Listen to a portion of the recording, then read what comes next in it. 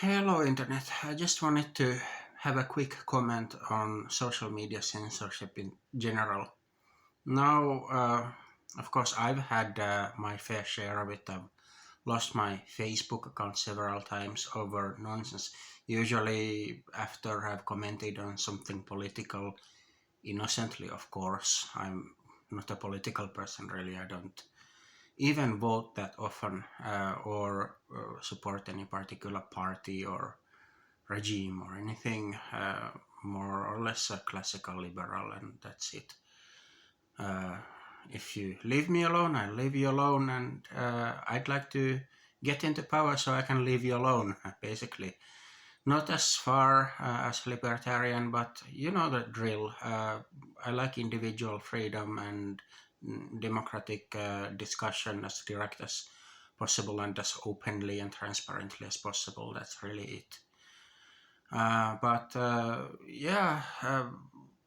social media began as a way to connect friends, mostly in college campuses, having an online diary and sharing photos on your holidays and nights in the city, in bars and clubs and parties and social gatherings and culture and all of that. Uh, well, like all innocent good ideas, of course, it took a turn to the wrong direction eventually. Uh, Along came online dating. Instagram became a little bit more or less an ego booster for most people. Facebook became a tool to argue about politics, and advertising took over, and what began as a platform for people to discuss day-to-day matters really became a business and a way to disseminate a certain political or socio-economic view and force feed it to others. Of course, there are plenty of more social media sites that do precisely the same, and every global power block, every country, every nation, every large corporation is guilty of the same.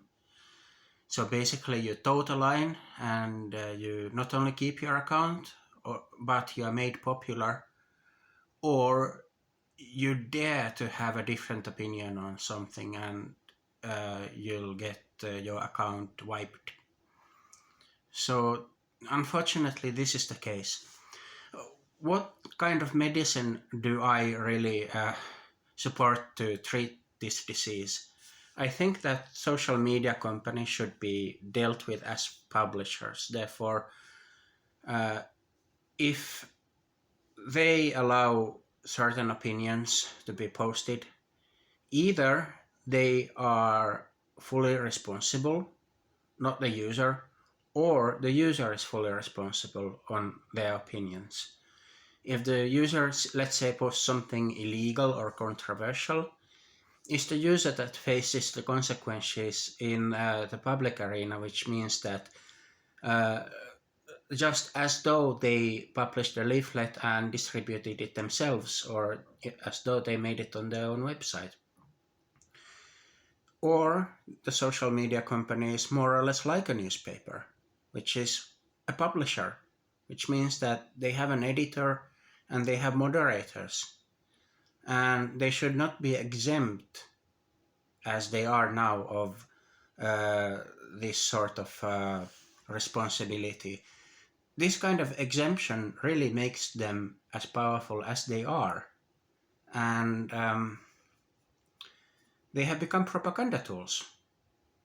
And like, for example, this YouTube channel that I have, I cannot and I will not post anything controversial here. If I need to discuss politics in depth or any topic that is deemed controversial in the public arena, you can meet me on Rumble or any other platform that allows such topics, but not here on YouTube. And now you know the reason why. I guess that there's always somebody who has to red pill people. I don't like being that. Unfortunately, I have been that person, but accidentally. So that's it.